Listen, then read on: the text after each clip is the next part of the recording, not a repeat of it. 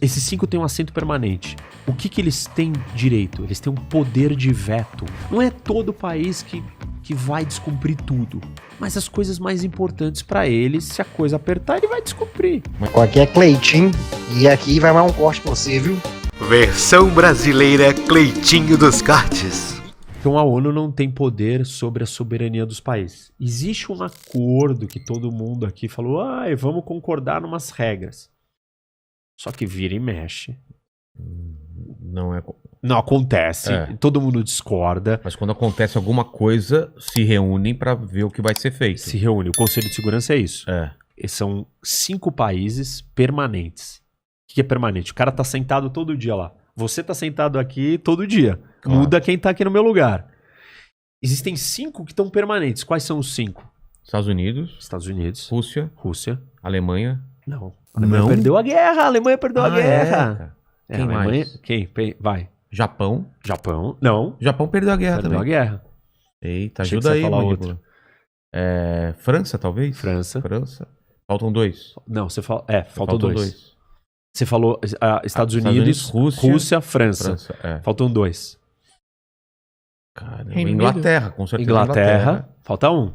Mega importante, pô, você tá esquecendo. Canadá a gente falou um tempão aqui. A China? É. Caramba, é mesmo, China. Se China não tivesse aí... Tá. O que são? Esses caras têm um assento permanente. Eles têm o direito de estar lá. China sempre teve ou foi ultimamente por causa da... Tem um detalhe ali que quando... O assento era da China, mas quem representava a China era Taiwan. Aí eles mudaram isso. Taiwan se retirou. Falaram, não, pelo amor de Deus, uma ilha aqui com 40 e poucos milhões e 1 bilhão. Eles são os verdadeiros donos do assento. Tá. Mas isso é uma outra história e não dá nem pra gente entrar. Mas vamos lá. Esses 5 têm um assento permanente. O que eles têm direito? Eles têm um poder de veto. A gente quer decidir uma coisa aqui, todo mundo. Você tem assento permanente. Só você que tem um assento permanente. Trocar essa jujuba por amendoim. Isso. Aí nós, aqui 3, 4, votamos que não. Você é o único que tem permanente. Você que tá aqui sempre. Você fala, eu veto. E aí já não acontece nada. É mesmo? Acabou. Esses 5 são especiais, eles têm poder de veto. Além dos 5, quem mais senta nessa mesa? É uma mesa em formato de U, assim, uma ferradura. São outros 10 países rotativos por mandatos de 2 anos. O Brasil é um dos países que mais sentou ali como rotativo. E quem decide isso? São por regiões. Então a América Latina tem direito a 2 vagas. Aí todo ano sentam todos os países da América Latina e falam assim, e aí, quem vai esse ano? Aí a Argentina, vai você, Brasil. Aí o Brasil, obrigado. Na próxima vai você, Argentina. É amigável. Tá. Tem lugares que é um problema. Por exemplo, Israel. Ela tá no Oriente Médio. Aí ela senta com todo mundo, nem senta. Aí os caras falam, não, você nunca vai. E Israel nunca foi. Ah, é? Não consegue, porque não podia ir, entendeu? Tá. Aí sentou lá os 15, e os 15 estão lá debatendo e vão votar. E aí o que eles vão votar? O Estado pode ou não intervir no Afeganistão, porque houve um ataque. Aí tem a carta da ONU. E na carta diz o seguinte, o país está autorizado a retaliar em caso de autodefesa. Foi atacado, ele pode retribuir. A comunidade internacional pode agir se houver uma ameaça à paz mundial. Aí começam os problemas. Então, o que é uma ameaça à paz mundial? Para você, russo, é uma coisa. Para mim, inglês é outra. Para o francês é outra. E assim por diante. E aí, a gente percebe que o Conselho de Segurança é um órgão político. E você vai proteger os seus aliados ao invés de proteger outras pessoas. E aí o Conselho decide. Tá bom, aí o Conselho vira e fala assim, não pode intervir no Iraque. Aí os Estados Unidos fala, eu quero. Dane-se. Aí todo mundo já começa. Viu? Os Estados Unidos faz o que quer. A China faz o que quer. A Rússia faz o que quer. Então. A França faz o que quer. O Brasil faz o que quer. Todo mundo faz o que quer. E aí, por que faz o que quer? Porque não tem meios de você punir. Aí você fala assim, mas é o tempo inteiro que faz o que quer? Não, tem horas que pega mal, você não quer esse problema, tem pressão política, tem mal-estar, pode ter sanção econômica, mas nos assuntos mais críticos e graves, você simplesmente ignora. Esses 5 países, existe um tratado muito importante que chama o Tratado de Não Proliferação de Armas. E esse tratado diz que esses 5 países são especiais. E eles podem ter bomba atômica. O resto do mundo inteiro que assinou o tratado não pode. Israel tem. Israel assinou o tratado? Não? Não. Só 3 países no mundo não assinaram o tratado. Israel? Quem mais? Índia, Paquistão. A Coreia do Norte assinou o tratado e aí ela foi lá, testou a bomba e rasgou o tratado. O que aconteceu com ela? Foi expulsa? Não, Nada? ela saiu, né? Nada. Tecnicamente tem sanção econômica contra ela, mas já tinha antes. Então não mudou. O Brasil assinou o tratado? Assinou. O Brasil cumpre com o tratado? Cumpre. Por quê? Vai ter pressão, vai ter sanção, tem pressão política. Não é todo país que vai descumprir tudo. Mas as coisas mais importantes pra ele, se a coisa apertar, ele vai descumprir. Mas a Índia, por exemplo, eu Ela não entendo quis Israel. Mas a Índia por que queria uma bomba atômica? Porque ela tem problema na fronteira também? Opa, com quem? Com quem? o Paquistão e com a China. Já teve guerra com a China. E a China é gigante e tem bomba atômica. Ele vai falar assim, desculpa, eu sou a 2ª maior população do mundo, meus queridos. E a China aqui, meu vizinho, tem bomba atômica, já entrou em guerra comigo. O Paquistão aqui do lado também tá em guerra comigo. Eu sou um país gigante, eu não vou ter a bomba atômica? Aí foi lá e falou, não vou assinar. E fez a bomba atômica. Aí o Paquistão, que é o único país islâmico que tem a bomba atômica, falou, bom, se a Índia, meu rival, tem a bomba atômica, eu preciso da bomba atômica.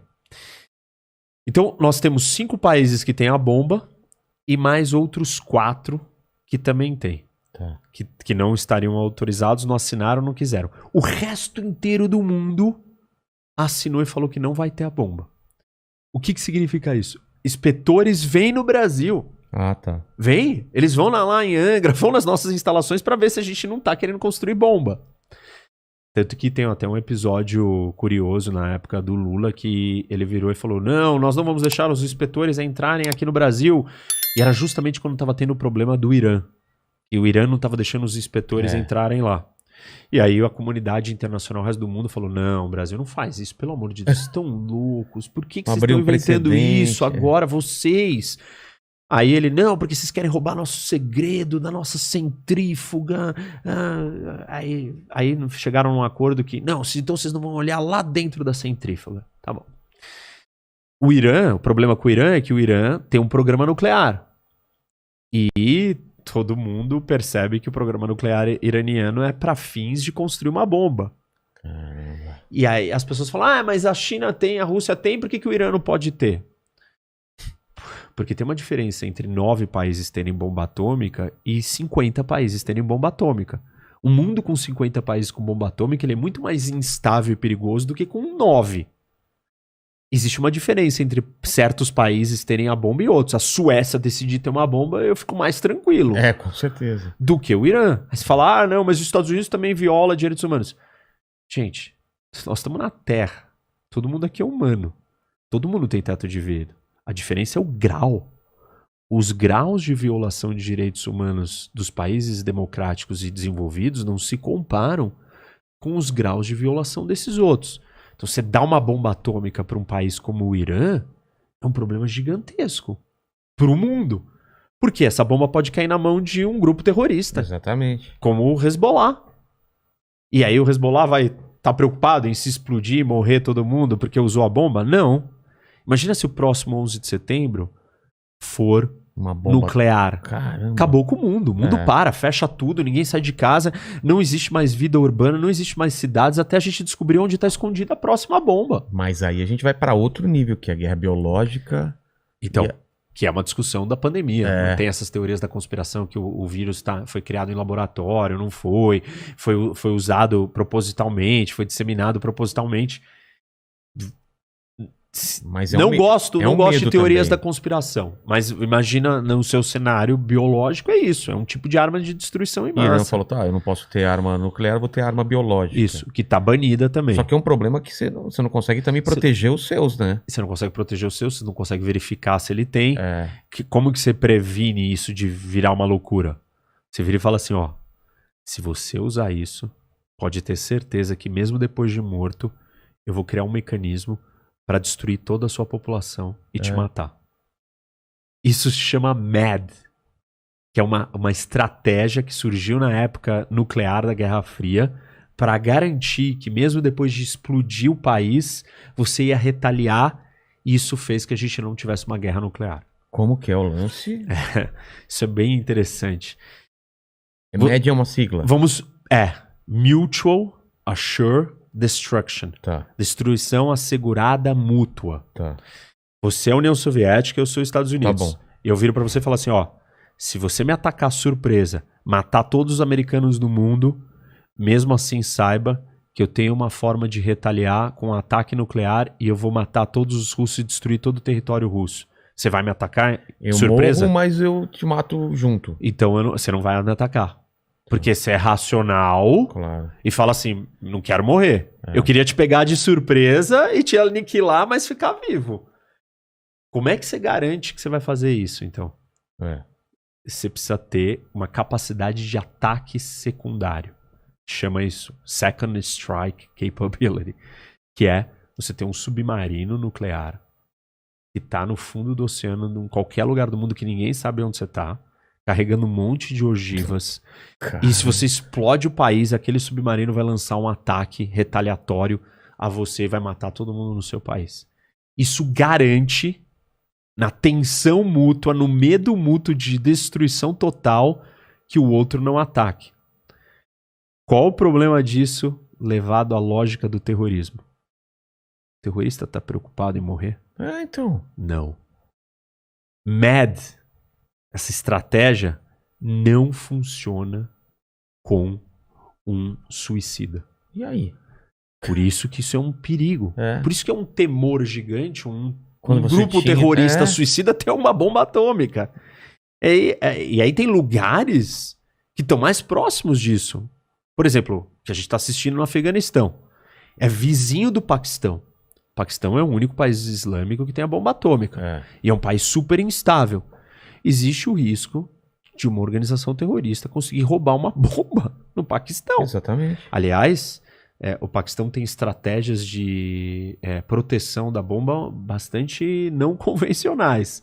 Tipo, botar elas em coisas móveis que ficam se movimentando, porque já houveram vários ataques de grupos terroristas para tentar roubar a bomba nas bases.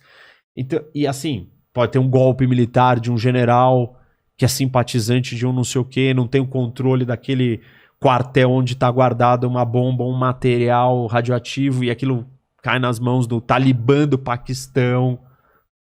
Percebe? Então, essa questão da tecnologia nuclear, ela é muito séria. Dado o mundo de hoje. Com gente louca, fanática. Eles não podem ter acesso a essa tecnologia ou a essa ferramenta. Então, porque isso muda todo esse tabuleiro. Quando você não tem esse medo de ser aniquilado, realmente não dá pra entender como que tem que se agir em relação a isso. Você não tem o medo. E outra coisa, eu sei onde é a Rússia. Onde é a Al-Qaeda? Exatamente. Onde está a Al-Qaeda? A Al-Qaeda não é um país. Ela não tem um endereço fixo para eu mandar a retaliação para lá. Eu não sei, eu não vou retaliar, não vou jogar uma bomba atômica no Afeganistão e matar 40 milhões, 30 milhões de pessoas. Porque um grupo entrou no país e fez um ataque de dentro do país. O mundo está muito mais complicado. E essas ameaças são reais. Então por isso que a gente não pode deixar mais países terem bombas atômicas. Isso não é bom.